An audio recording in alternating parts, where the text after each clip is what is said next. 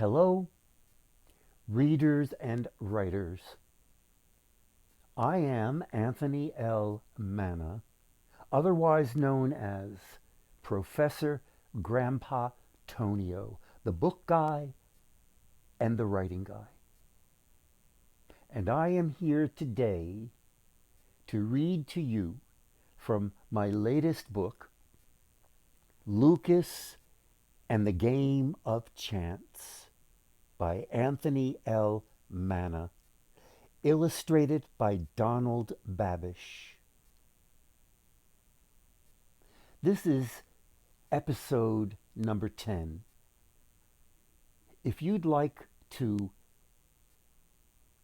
go and find all the other episodes, 1 through 9, then you will see flashed on the screen, you will see the link to get you there. And I hope you do.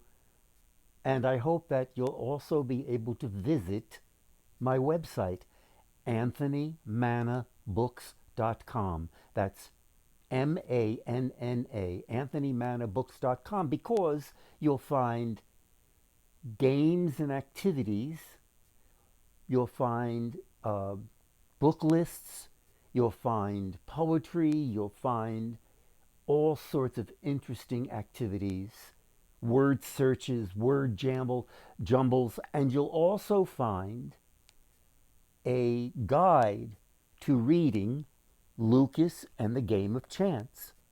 So I hope you'll go there and enjoy yourself. Let me introduce you to the story. Loukas and the Game of Chance is the story of a flute-playing boy who befriends a mysterious talking, dancing snake. The snake bestows fortune and favor upon Loukas, but some years later, tempted by greed and pride, Loukas loses all his riches and even his family. He now must embark on a treacherous journey filled with suspense and intrigue to find Destiny, Sun, and Moon. The trek to Destiny's kingdom is terrifying. The strange souls Loukas meets along the forest path threaten his endurance and his will to survive. But he trudges on.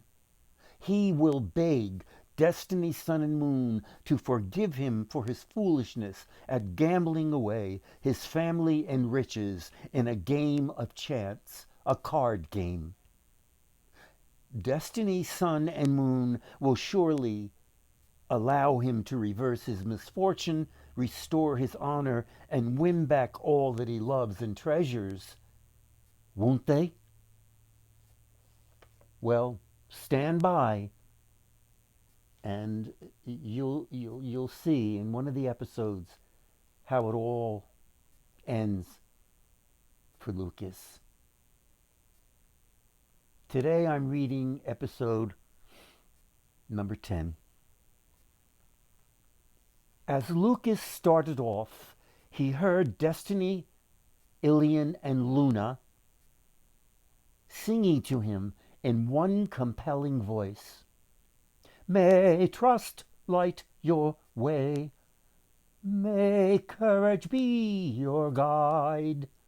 May victory be your reward. At once, a palace steward poured a bucket of water onto the path to wish Loukas a journey as peaceful as a gently flowing river. Nearly at a run, Loukas hurried southward. Some time later, he came to a sudden stop just short of the valley, shrouded by a thick curtain of vapor. He recalled coming upon this ghostly place on his way to Destiny's palace. The memory set his heart pounding and pressed him to focus all of his attention on the trials he would have to endure along the path before ever making his way back to his village.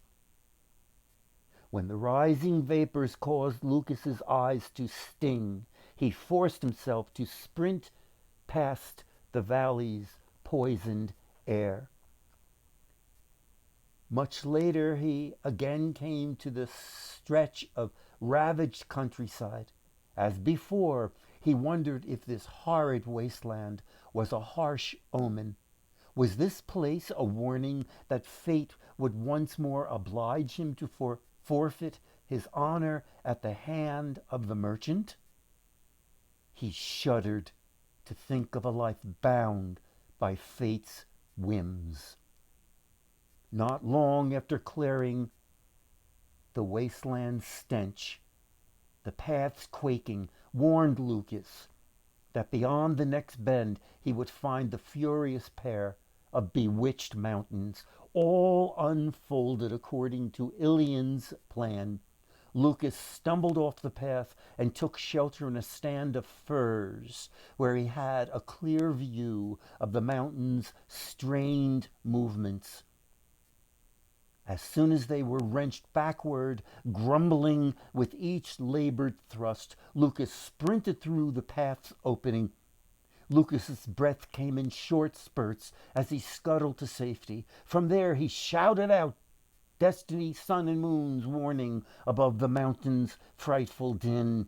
Listen well, beleaguered mountains of Meander Pass. Destiny, Sun, and Moon have cautioned the two of you to hold to their decree, saying, if the pair of you ever again expect to be admired by humans and creatures that come your way, you must weaken the power of your brutish storms, rockfalls, and tremors. So be it then, spluttered the mountain on the right, plodding forward. Once again, that rogue Destiny and her tricksters Sun and Moon have determined to deny us the wonder of satisfying our bold and daring feats, roared the mountain on the left with a lurch. Relieved to leave the mountains behind, Loukas ran down a steep incline that took him far beyond the pair's hideous struggle. Later that day, when Ilion had passed his summit, Loukas knew from the ugly stench of drifting toward him that the river giant Cimon was close at hand. As soon as Loukas reached the desolate riverbank, Cimon charged out of the woods and settled on the crest of a steep embankment. His grotesque hulk loomed above Loukas. Now then, make haste and come out with it, howled the giant. What judgment did the cold-hearted tyrants send my way this time, eh? Standing before Destiny, Moon, and Sun, I pleaded for you with the sincerity of a priest, Loukas called at the top of his voice.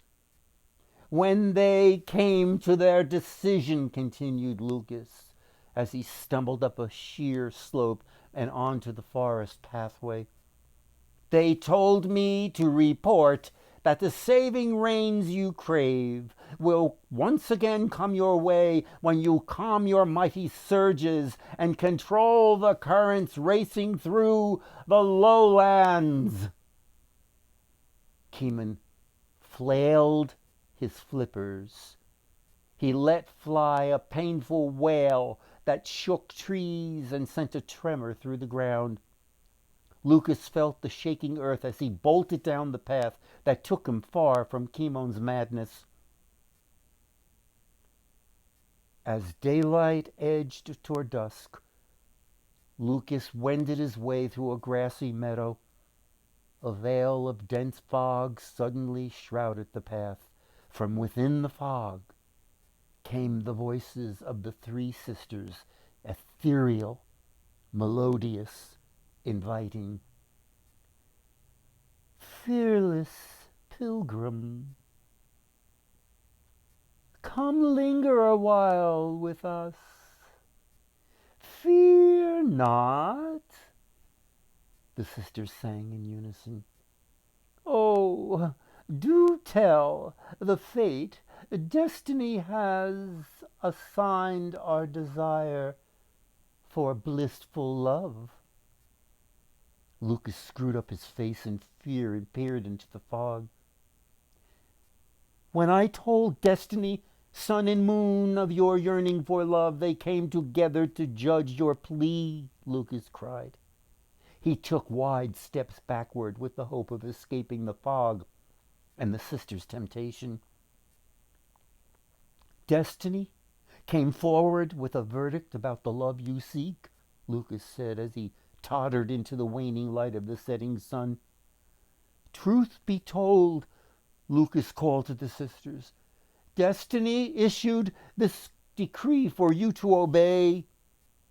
Tell those beguiling enchantresses that enduring love will be theirs to cherish once they cease haunting humans with terrifying enchantments.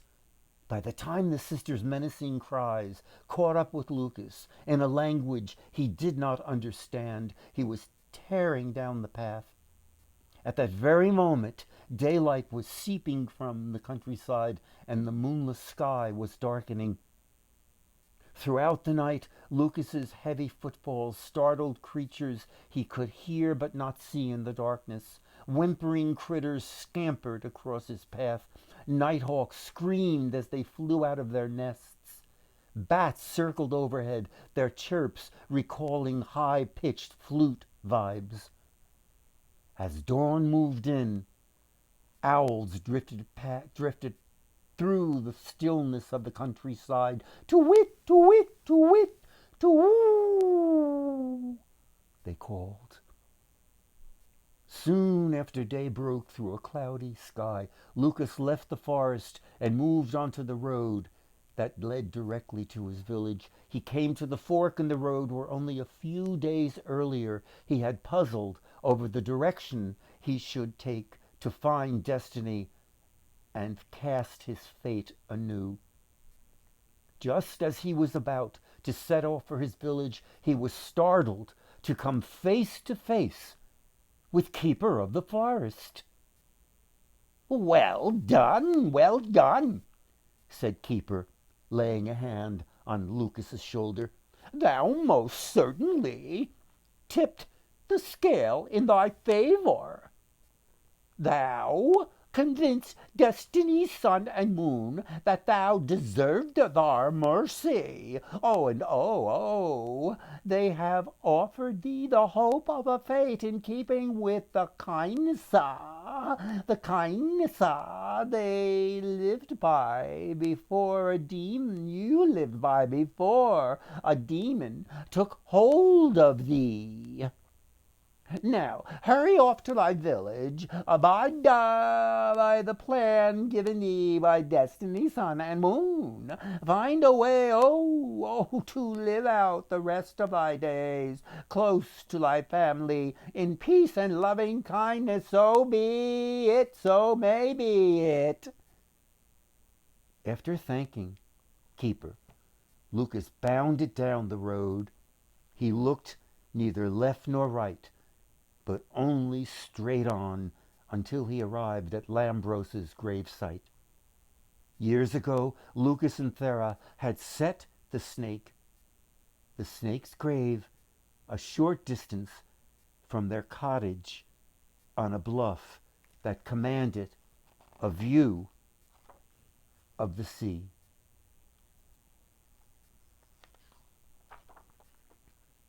It was a blustery day, with strong gushes of wind tearing the sea surface.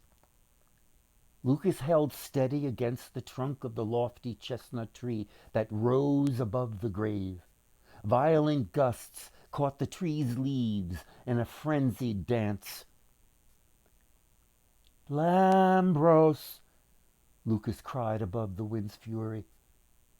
At destiny's bidding, dear friend, I come to you with great respect to seek your help. Lambros, Lambros, Lambros, Loukas called, competing with the wind's mastery. Loukas listened and prayed. When the ground started trembling, Loukas knelt at the base of the tree. He pressed his ear to the ground and covered his other ear with the palm of his hand. Soon, Loukas began to make out Lambros' scratchy voice. Oh, the wonder of your return, croaked Lambros, slowly drawing out each labored word. After a long pause, Lambros continued his gritty speech. Destiny, sun, and moon alerted me to your fall from grace. They told me of your perilous journey to their palace to seek deliverance from your misfortune. From them, I learned of your plan to reclaim a life of happiness, of peace, of love. They may save me, Loukas said, his voice vying with yet another angry gust. I, my friend, just as you once saved my spirit. Lambros struggling to be heard. Over time, you consoled me with your soulful music, with dance, the loneliness that darkened my spirit slowly dissolved. With dance, my fears of the violent ways of the humans